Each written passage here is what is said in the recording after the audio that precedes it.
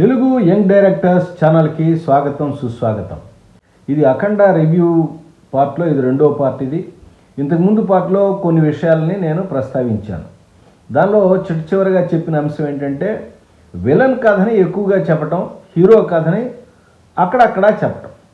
Hero shorts అక్కడక్కడ వస్తూ ఉంటాయి, విలన్ అనేది డీటెయిల్గా ఉంటుంది. ఆయన పుట్టు కథ చెప్పబోయినప్పుడు కూడా ఆయన యాంబిషన్ ఏంటి అని తేలుతూ ఉంటుంది. ఇక్కడ సినిమా బిగినింగ్లో మనకేం తెలుస్తుంది, ఇష్టం లేని భారతదేశాన్ని భ్రష్టు పట్టించాలి అని అనుకున్నటువంటి ఒక విలన్ యొక్క ఆశయం మనకి బాగా బలంగా నాటుతారు బిగినింగ్లో. ఆ తర్వాత ఇలాంటి దాన్ని నేను ఎదుర్కొంటానని ఎక్కడో ఒకడు మధ్యలో చెప్తాడు. ఆ తర్వాత ఇతర కార్యక్రమం మీదే విషయం అంతా కూడా నడుస్తూ ఉంటుంది, యాక్టివిటీ అంతా కూడా. రిపిటేటివ్ థింగ్స్ ఒకటి, పాత విషయాలు జ్ఞాపకం చేయటం. విచిత్రం ఏంటంటే ఈ పాత విషయాలు అని ఎందుకు అంటున్నానంటే, ఆది పినిశెట్టి క్యారెక్టర్ దగ్గరికి ఒక పొలిటీషియన్ వస్తాడు. ఆయన వచ్చి నేను ప్రధానమంత్రి అవ్వాలి, ఇక్కడ ఒక ఆయన నాకు అపోజిషన్ అని చాలా ఇబ్బందిగా ఉన్నాడు, ఆయన తొలగించాలంటే ఆయన కూర్చుంటాడు. అక్కడ వర్డ్స్ వాడినవి యండమూరి వీరేంద్రనాథ్ గారు ఎప్పుడూ వాడిన విషూచి ఆయన ఏదో ఇట్లాగా కార్యక్రమాలు చేస్తున్నాడు, దానిలో పైకి లేపుతున్నాడు అని చెప్పానండి. ఆ సినిమా కాసేపు కొంచెం మనం ఎట్లా చేసే సినిమాలాగా అనిపిస్తూ ఉంటుంది.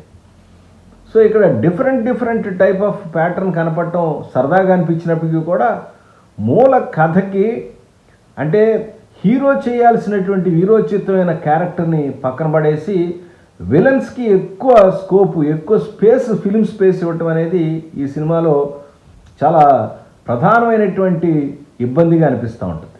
అలాగే చెప్పేటటువంటి నీతి ఏదైతే ఉందో, సనాతన ధర్మం గురించి నీతి కన్నా కూడా ప్రశ్నించేటటువంటి వాళ్ళ తర్వాత పూజలు తలుపులు మూసేయటం, దేవుడు లేడని అంటాం, దాని మీద దేవుడు ఉన్నాడా లేడని ప్రశ్నలు 10 రకాల ప్రశ్నలు వేసి డిస్కషన్ చేయటం, ఇవన్నీ సనాతన ధర్మానికి నేను సపోర్ట్ చేస్తాయని అనుకోను. ఒక రకంగా చెప్పాలంటే ఇది సనాతన ధర్మానికి తూట్లు పొడిచేదిలాగానే ఉంది ఈ సినిమా అనిపించింది నాకు. ఓవరాల్గా చూస్తుండే సినిమా ఎక్కువ ప్రశ్నలు అవి ఉన్నాయి, ఇవి ఆన్సర్స్ ఏమో మనకి ఒక పెద్ద పేజ్ డైలాగుల్లాగా ఉన్నాయి. తర్వాత మరొక అంశం ఏంటంటే మ్యూజిక్ ఎప్పటికప్పుడులాగానే బాలకృష్ణ గారి సినిమాల్లో తమను కొట్టే రెగ్యులర్ మ్యూజిక్ లాగానే ఉంది, దానిలో ఇంకా స్పెషల్గా ఏం లేదు. ఆ తర్వాత పాటలు చూసినట్టయితే ఆ పాట ఒకటి ఉంటుంది, జాజికాయ. ఆ జాజికాయ మాట చదివితే మిగతాది ఏం అర్థమవుతుంది, పాడడం ఊరినే గంతులు ఎక్కడ ఇష్టం గంత. అంటే పాట అంటే ఎంత ఇదైపోయిందంటే సాహిత్యం వినపడాలి, లేకపోతే మంచో చెడు మీ యొక్క వల్గర్ ఉందో మరొకటి అది ఉండదు, క్లియర్గా వినపడాలని ఉండదు. జబ చెవులు వృధా మోత. పోనీ అది కూడా ఇంతకుముందు సినిమాల్లో ఉన్నట్టుగా అట్రాక్టివ్గా పెద్దగా ఏమనిపించలేదు. ఇలా చాలా అంశాలు ఉన్నాయి. అన్నిటికన్నా ఈ ఎపిసోడ్లో ప్రధానంగా చెప్పాల్సిన పాయింట్ ఏంటంటే పొలిటికల్ ఇష్యూస్ మీద లేదా సమాజం మీద సెటైరికల్గా వేస్తున్నప్పుడు లేదా వ్యక్తుల మీద సెటైరికల్గా వేస్తున్నప్పుడు సమాజంలో ఉన్న ప్రస్తుత పరిస్థితుల్ని బాగా అవగాహన చేసి రాయవలసిన అవసరం ఉంది. ఇక్కడ ఏంటంటే ఇట్లాంటి పొలిటికల్ డ్రామాలు వచ్చినప్పుడు పాత సినిమాలు ఏమయ్యాయి ఇట్లా అనేది ఒక పాయింట్ ఉంది. ఈ అంశాన్ని ఒకటి ఈ ఎపిసోడ్లో ఎక్కువగా నేను చర్చ చేయదలుచుకున్నాను. ఈ పర్టికులర్ రివ్యూ ద్వారా యంగ్ డైరెక్టర్స్ క్రియేటర్స్కి మరొక చిన్న సూచన చేయదలుచుకున్నాను. మీరు ఎప్పుడైనా పొలిటికల్ బ్యాక్డ్రాప్లో ఉన్నటువంటి లేదా ఒక సినిమా రాస్తున్నప్పుడు దాని మీద పొలిటికల్ సెటైర్ వేయాలంటే సామాజికంగా ఉన్నటువంటి పరిస్థితులను కూడా మీరు అవగాహన చేసుకోవాల్సి ఉంటుంది. నేను పర్టికులర్గా చెప్పాలంటే ఈ పిఎంఓ ఆఫీస్ నుంచి ఒక లేడీ క్యారెక్టర్, ఒక ఆర్టిస్ట్ ఉన్నారు, ఆవిడ ఫోన్ చేస్తుంది. ఏమని, ఒక వ్యక్తి వస్తాడు, ఆయన కాపాడుతాడు. ఏమిటి, ఒక ఏరియాలో పిఎం రూరల్ డెవలప్మెంట్ ప్రోగ్రాంలో ఒక ఊరు కనుక చేస్తే ఆ ఊరిలోకి వెళ్ళొద్దండి, ఒక పెద్ద మాఫియా ఉంది, అక్కడ డ్రగ్ మాఫియా ఉంది, వాళ్ళు చాలా ప్రమాదకరమైన వ్యక్తులు అని అంటే వీళ్ళని రక్షించగలిగే వాళ్ళు ఎవరైనా ఒక వ్యక్తి అంటే హీరో చేస్తాడు. ఆ హీరో ఏంటి అక్కడ, ఎమ్మెల్యే. మీరు విచిత్రం గమనించారు, అక్కడ ఒక ఎమ్మెల్యేకి లోకల్గా జరుగుతున్నటువంటి గుండా కార్యక్రమాలు కానీ దిక్కుమాల కార్యక్రమం కానీ తెలుసుకోలేదని అంటే ఆ ఎమ్మెల్యే సరిగ్గా పనిచేస్తున్నట్ట పనిచేయనట్ట. పిఎంఓ ఆఫీస్లో తెలిసినాయి, కానీ ఇక్కడ లోకల్గా ఉన్నటువంటి ఎమ్మెల్యేకి ఆ విషయాలు ఏమీ తెలియవు. అయితే వచ్చి పిచ్చగొడ్డు కొట్టేశారు. పోలీసులు కూడా, ఎస్పీ కూడా వెళ్తే అతను కూడా ఆ మాఫియా వాళ్ళు తీసుకెళ్ళి గ్యాంగ్లో పెట్టేసి బంధించేసేస్తారట. ఈయన వచ్చి క్లాస్ బీక్తూ ఉంటాడు. వాస్తవ పరిస్థితులు ఏమున్నాయి చెప్పండి. ఈ మాఫియా డ్రగ్ కానీ మద్యం కానీ ఇట్లాంటివన్నీ కూడా మద్యం బెల్ట్ షాపులు ఇష్టం వచ్చినట్టుగా పెట్టేసి ఎక్కడబక్కడ అమ్ముతున్నారనే విషయం నేను కూడా గమనించాను పర్సనల్గా కూడా. మెడికల్ కాలేజెస్ అన్నీ ఎవరో ఇంతకుముందు గవర్నమెంట్ కట్టిస్తే దాన్ని ప్రైవేటైజ్ చేశారని చెప్పి దాని వ్యతిరేకంగా వాళ్ళు ఉద్యమం చేస్తున్నారు. ప్రజల్లో ఇట్లాంటి వ్యతిరేకమైన భావం ఉన్నప్పుడు ఒక అపోజిషన్ ఎమ్మెల్యే ఒక క్యారెక్టర్ పెట్టుకుని అతన్ని ఈయన ప్రశ్నిస్తే ఎమ్మెల్యే అంటే ఈయన నాట్ ఓన్లీ యాక్టర్ కదండి, ఈయన ఆల్రెడీ ఎమ్మెల్యే కూడా కదా. సో అన్నప్పుడు ప్రజల్లో వ్యతిరేక భావం ఉన్నప్పుడు మనం సామాజిక అంశాలను సరిగ్గా అర్థం చేసుకోకుండా మన పాయింట్ ఆఫ్ వ్యూలోనే మనం ఏదైనా ఒక పార్టీ అనుకోండి దాని గురించి రాసేసేయటం, లేదా లేదా ఒక నాయకుడికి మనం ప్రో అనుకోండి వాడు ఏం చేసినా సరే మనం అనేసేటువంటి విషయం పర్సనల్ లైఫ్లో ఉండొచ్చు, కానీ పబ్లిక్గా చూసే సినిమాల్లో ప్రదర్శించినప్పుడు మాత్రమే ఇట్లాంటి ప్రాబ్లమ్స్ వస్తాయి. మీరు ఎగ్జాంపుల్గా చెప్పాలంటే సామాజిక అంశాలను కనుక కరెక్ట్గా ఉన్నట్టుగా సెటైరికల్గా చేస్తే సూపర్ డూపర్ హిట్లు కూడా అవుతాయి. అలాంటి సినిమాలో ఎగ్జాంపుల్ కూడా చెప్తాను. ఈనాడు అనే సినిమా ఉంది, అది మలయాళం సినిమాకి రీమేక్ అయినప్పటికీ కూడా మన పరుచు బ్రదర్స్ డైలాగ్స్ రాసి అప్పట్లో సూపర్ స్టార్ కృష్ణ గారు యాక్ట్ చేశారు.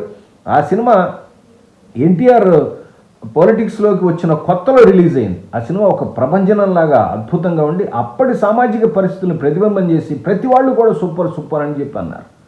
ఇక్కడ సామాజిక పరిస్థితులు వేరు, సినిమాలో ప్రశ్నించిన విధానం వేరు. దానివల్లనే సినిమా డెఫినెట్గా వ్యతిరేకమైన ఫలితం వచ్చిందని నా పర్సనల్ ఒపీనియన్. ఇంకా మరొక అంశం ఏంటంటే ఎపిసోడిక్గా ఇంతకుముందు చెప్పాను, ఎపిసోడిక్గా కనుక మీరు చెప్తూ ఉంటే ఏ ఎపిసోడ్కి ఆ ఎపిసోడ్ అంతం అవుతుంది, బాగానే ఉంటుంది. కానీ ఒకదానికొకటి కనెక్షన్ ఉంది, కానీ ఒక సినిమాకి లేదా ఒక కథకి కనెక్ట్ అయిన తర్వాత మళ్ళీ కట్ చేసి దాన్ని ఇలా ముక్కలుగా అతకటం అనేది సరిగ్గా లేదు.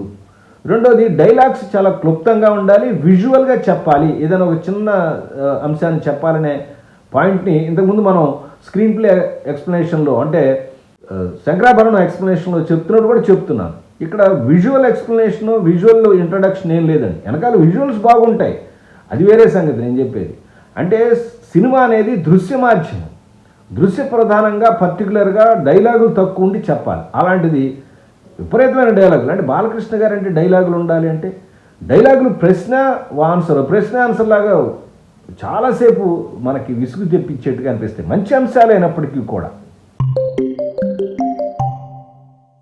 ఈ పర్టికులర్గా సనాతన ధర్మం గురించి చెప్పేటప్పుడు దర్శకుడికి మొట్టమొదట ఎవరో పక్కన వాళ్ళు చెప్తే సలహాలు చెప్తే కాదండి, అతనికి బాగా బలమైన నమ్మకం ఉండటం కాదు, దాని మీద రీసెర్చ్ చేయాలి, తను చదవాలి, తను చదివి తను ఫీల్ అయ్యి తన మనసులోంచి వచ్చినటువంటి భావాన్ని ఫస్ట్ పేపర్ మీద పెట్టి తర్వాత దానికి ఇంకా బెటర్మెంట్ ఏదన్నా పెద్దవాళ్ళని తీసుకుంటే బాగుంటుంది.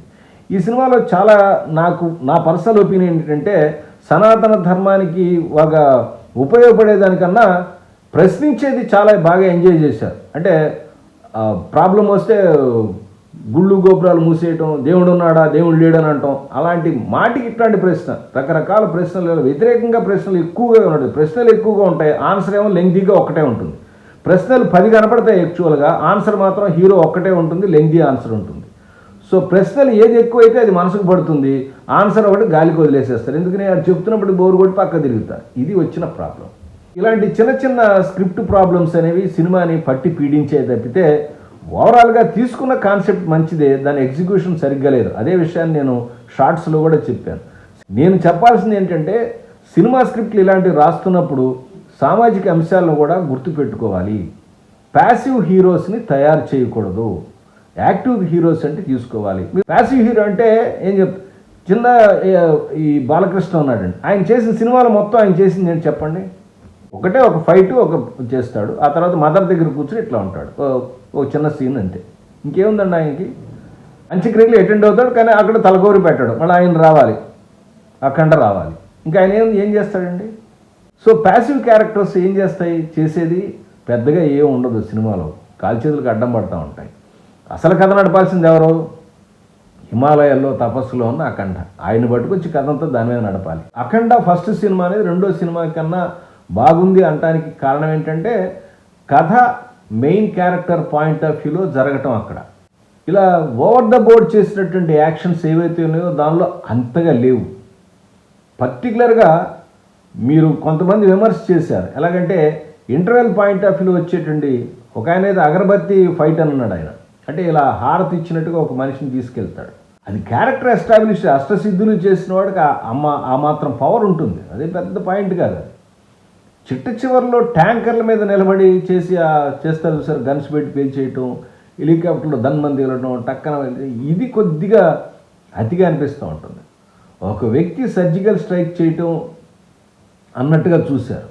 తర్వాత దీనిలో శివుడు రావటం, మాట్లాడటం, అదంతా మదర్తో మాట్లాడడం చాలా చక్కగా ఉంది. కొన్ని అంశాలు మంచిగా ఉన్నప్పటికీ కూడా ప్రధానమైనటువంటి కథ అనేది ఒక థ్రెడ్లో లేకపోవటం వల్ల, ఒకే ఇదిలో లేకపోవటం వల్ల, వరుసలో లేకపోవటం వల్ల చాలా సందర్భాల్లో మనం చెప్పుకున్నాం, కథ అనేది దండలో ఉన్న దారం లాంటిది. దారం ఉన్నప్పుడే ఈ పువ్వులు అనే సీన్స్ అనేవి సవ్యంగా ఉంటాయి. దారమే సరిగ్గా లేనప్పుడు, ముక్కలు ముక్కలుగా ఉన్నప్పుడు దండ ఎలా అందంగా ఉంటుంది? సరే, ఇది నా అభిప్రాయం. దీంతో మీరు నాకు ఏకీభవించవచ్చు, విభేదించవచ్చు, అది మీ ఇష్టం. కానీ మళ్ళీ చెప్తున్నాను, నాకు పార్టీలకి వీళ్ళకి ఏం సంబంధం లేదు. సినిమా ఎట్టా ఉంది, సినిమా పరిస్థితి ఏంటి అని చెప్పడం కోసం ఎపిసోడ్ చేశాను. మరొక అంశంతో మళ్ళీ కలుస్తాను. అప్పటిదాకా నమస్కారం.